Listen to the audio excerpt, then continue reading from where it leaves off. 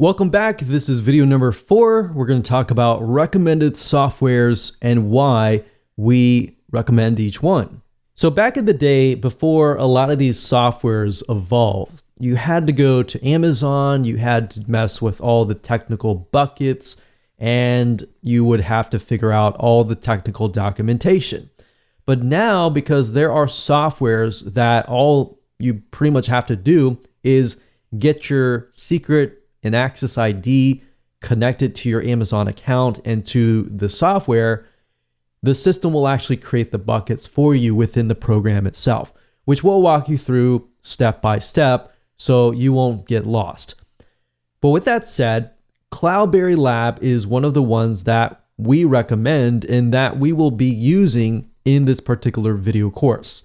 Now, to get here, you go to cloudberrylab.com, you click on products, and you click on Amazon S3. Now, what we like about CloudBerry is they offer you a lot of good educational information. So beyond this video course, you can learn a lot and a lot of updated materials, such as I'll show you later how you can get access to access policies, or in other words, ways to protect your Amazon buckets. But beyond that, CloudBerry also allows you to connect to FTP or your website and other file hosting servers. So there is actually a free version which you can download, and then of course they have a pro version.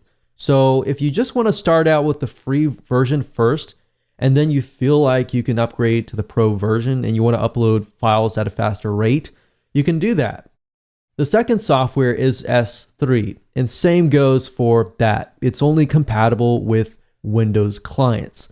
Now, the S3 browser, it also has a free version, which you can download. A lot of them are very, very similar, but produce the same results.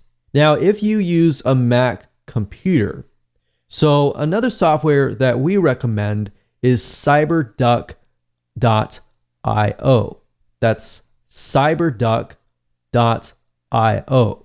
And when you go to the site, as you can see, this is compatible with FTP, S3. As you can see, it is compatible with both Windows and Mac. So I just wanted to show you this if you are a Mac user. Now, another option that you can take is by using the S3 Fox, which is a plugin for Firefox. So to get here, basically search for S3 Fox Firefox plugin, and you'll go here. Now, while this does allow you to connect and upload files for free, the problem with this is it doesn't have as many features as S3 Browser, CloudBerry, or the other programs have. So just keep that in mind when you are going through and deciding on which software is best for you.